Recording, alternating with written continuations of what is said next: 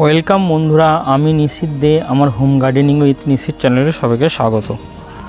তো বন্ধুরা, আপনারা যারা আমার ভিডিও দেখে থাকেন, আমার চ্যানেলে যারা অনেক দিন ধরেই সাবস্ক্রাইব করে রেখেছেন, তারা হয়তো আমার এই জেড প্লান্টের কালেকশান হয়তো দেখেছেন। তো দেখুন এই গাছগুলো কতটা সুন্দরভাবে বেড়ে উঠেছে এবং এই গাছগুলোর দেখুন বনসাই কত সুন্দর বানানো আছে। তো এরা এবার হচ্ছে আস্তে আস্তে ডরমেন্সি পিরিয়ডের দিকে যাচ্ছে। তো এই গাছ খুব কম যত্ন লাগে, খুব কম যত্ন দিই আপনারা এই গাছ থেকে সুন্দর এই গাছের শেপ দিতে পারবেন। এই দেখুন এই গাছটা কতটা সুন্দর একটা শেপ নিয়েছে, কিন্তু এরা নিজেরা ইচ্ছা মতো শেপ নেবে। আপনাদের কি করতে হবে, সেটাকে কন্ট্রোল করতে হবে। তো কন্ট্রোল কিভাবে করবেন, এই গাছের প্রত্যেকটা যে ব্রাঞ্চ বার হয় সেই ব্রাঞ্চকে কিন্তু আস্তে আস্তে মানে 1 থেকে 2 সপ্তাহ অন্তর অন্তর কেটে ফেলতে হবে।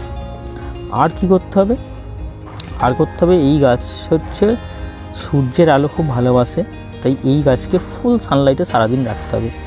জল কম দেবেন, কারণ হলো এই গাছ দেখুন একটু সাকুলেন্ট প্রজাতির গাছ।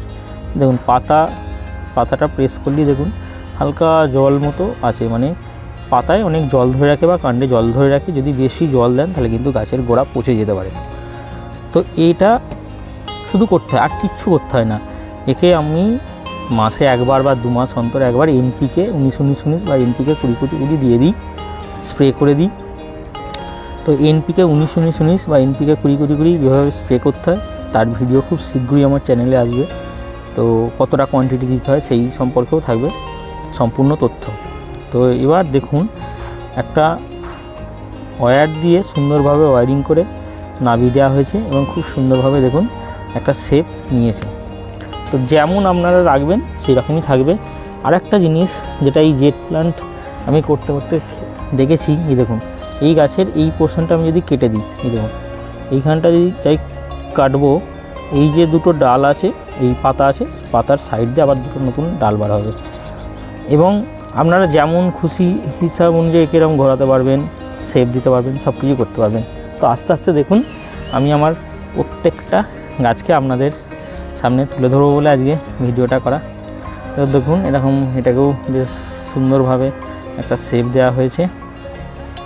তো দেখুন এরপরে যেটা আছে, এইটা হচ্ছে সবচেয়ে পুরনো গাছ, মানে এই গাছ থেকেই কিন্তু আমার এত চারা তৈরি হয়েছে। এই গাছটার এই গাছটা, এটাও আসছি দেখাও। দেখুন এক একটা এরিয়ায় দেখুন খুব সুন্দরভাবে শেপ নিয়েছে এবং এগুলো মানে জাস্ট এই পোর্শনটা আমি 1-2 সপ্তাহ অন্তর অন্তর কাটিং করতে থেকেছি এবং যত কাট করেছি তত এই জায়গাটা বুসি হয়েছে। এখন এই গাছটা ডরমেন্সি পিরিয়ডে যাচ্ছে বলে এখানে গ্রোথটা একটু কম। এটা গরম ও বর্ষায় এই গাছ প্রচুর পরিমাণে বৃদ্ধি পায়, তখন যত কাটিং করবেন তত কিন্তু এই গাছের তাড়াতাড়ি শেপ আনতে পারবেন। তো আপনারা যে কোনো রকম কাঁচি বা হাতের সাহায্যে এই গাছকে এরকমভাবে কাটতে থাকবেন। দেখুন গাছের গুঁড়িটা কত মোটা হয়েছে, কত সুন্দর এবং একটা সত্যি একটা ভালো বনসাইয়ের মতো কিন্তু দেখতে লাগছে। তো এরপরে দেখুন এই গাছটাও সেম এবং এটা অন্যরকম শেপ। এই দেখুন এটা আরও সুন্দর, দেখতেই পাচ্ছেন সেমভাবে তৈরি হয়েছে। হ্যাঁ, এখানে যে ডালপালাগুলো বার হবে সেগুলো কিন্তু কেটে ফেলতে হবে। আর এই দেখুন এই যে ডালটা, এই দেখুন এই যে ডালটা কেটে ফেলতে হবে। যেটা একটু বড় হয়ে যাবে তাকে কিন্তু আস্তে আস্তে কেটে ফেলতে হবে।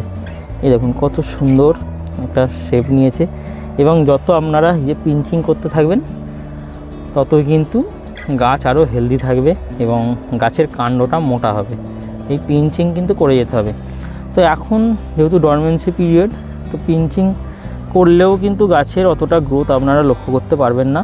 গরম ও বর্ষায় এই গাছের পিঞ্চিং করতে থাকবেন এবং ফুল সানলাইটে রাখবেন। মাঝে মাঝে এনপিকে সার গাছেতে দেবেন বা মিক্স কম্পোস্ট সার।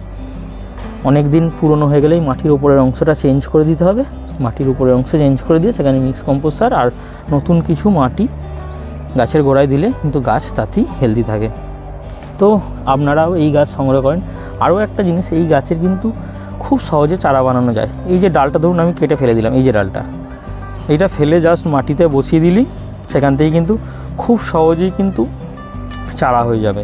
তো আপনারা এরকম একটা কাটিং সংগ্রহ করলে এই একটা ছোট্ট কাটিং থেকে কিন্তু আপনারা এই এত গাছ আপনারাও তৈরি করে নিতে পারবেন। তো আমারও এই দুটো গাছ থেকেই এত গাছ তৈরি করা। দেখুন এটাও একটা সুন্দর শেপ নিচ্ছে। তো এরও এই যে নতুন নতুন ব্রাঞ্চ বেরোচ্ছে, এই ডালগুলোতে আমি এগুলো কেটে দিই, কারণ তবেই এই জায়গাটা এরকম বুশি হবে। তো এইভাবেই কিন্তু দেখুন এই এত করা আছে।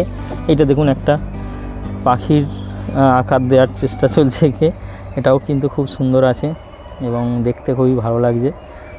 আর বাসে দেখুন এটা, হ্যাঁ আরও একটা জিনিস, এই গাছে কিন্তু ছোট্ট টব হলেই যথেষ্ট। দেখুন কইটুকুটা একটা টব, কিন্তু অথচ কাণ্ডটা দেখুন কতটা মোটা, এবং এটাও কিন্তু একটা বনসাইয়ের দিকে আস্তে আস্তে এগোচ্ছে। এবং এই দিকের ডালগুলো ছেঁটে দিলে তখন কিন্তু উপরটা কিন্তু খুব সুন্দর দেখতে লাগবে। তো এরকম ছোট্ট টবে কিন্তু আপনারা এই গাছে করতে পারবেন, কোনো হ্যাঙ্গিং পটে রাখতে পারবেন। একে আমরা লাকি প্লান্ট বলে জেনে থাকি। তো একে জেট প্লান্ট বলা হয়, মিনি জেট বলেও অনেকে ডাকেন, লাকি প্লান্ট বলেও অনেকে ডাকেন। তো গাছটা খুব কম যত্নের গাছ, এবং যারা নতুন বনসাই শুরু করছেন বা শুরু করবেন ভাবছেন, তারা কিন্তু এই গাছ সংগ্রহ করতে পারেন। সংগ্রহ করলে কিন্তু বিভিন্ন রকম বনসাই তৈরি করতে পারবেন। এই দেখুন এইটা একটা, এর মধ্যে একটা পট রাখা আছে, তার উপর অনেক অজস্র গাছের চারা লাগিয়ে দিয়েছিলাম। তো সেখান থেকে দেখুন কত সুন্দর একটা বুশি শেপ নিয়েছে, এবং আস্তে আস্তে এই টবটা এরকম রাউন্ড একটা শেপ নিয়ে নেবে। দেখুন কত সুন্দর লাগছে। এবার কাটিংয়ের সময় এসে গেছে, এগুলোকে আবার কাটিং করতে হবে। এগুলোকে এইভাবে যত কাটিং করবেন তত কিন্তু এটা আরও ব্রাঞ্চ বাড়া হবে, এবং তত কিন্তু গাছটা আরও বুশি আকার নেবে। তো সেই যতগুলো কাটিং করছেন সব কাটিংকে আবার আপনারা বালিতে বা ভেজা মাটিতে বসিয়ে দিন, সেখান থেকে আবার অনেক চারা বানিয়ে নিন। তো এই গাছ সত্যি বলতে কি কোনো যত্ন লাগে না। তো এখানে আরেকটা আছে দেখতে পাচ্ছেন, এটা একটা গ্রো ব্যাগে আছে। তো এই গ্রো ব্যাগে যে গাছটা আছে দেখতে পাচ্ছেন, এই গাছটার দেখুন কাণ্ডটা কতটা মোটা, এবং এরও দেখুন খুব সুন্দর একটা আকার নিয়েছে, এবং একে আস্তে আস্তে আমি একটা বনসাই পটে শিফট করে দেবো। তো বন্ধুরা কেমন লাগলো বলুন আমার এই জেট প্লান্টের কালেকশান দেখতে। তো এইখানে দেখুন একটা ডাল বার হয়েছে, কেটে দিলাম। তো এই ডাল জাস্ট নেবেন, নিয়ে এই দেখুন এই যেরকম যে কোনো একটা জায়গায়, যে কোনো একটা এরকম জায়গায় জাস্ট যদি এরকম নিয়ে এরকম ফেলেও রেখে দেন, তাহলেও কিন্তু নতুন চারা গাছ বার হয়ে যাবে। তো এইভাবে আপনারাও এই জেট প্লান্টস বসাতে পারেন আপনার বাগানে। আর যদি গাছ করতে গিয়ে কোনো অসুবিধায় পড়েন, তাহলে আমাকে অবশ্যই কমেন্টে জিজ্ঞাসা করবেন, আমি তার অ্যান্সার দিয়ে দেবো। এই গাছের কীটনাশক দিতে লাগে না, মিলিবাগের অ্যাটাক দেখতে পাওয়া যায়, তো একতারা আপনারা স্প্রে করতে পারেন, বা কোনো একটা শ্যাম্পুকে জলে গুলে গাছে স্প্রে করে দেবেন, বা মিলিবাগের অংশটা কেটে ফেলে দেবেন, ব্যাস তাহলেই হেলদি।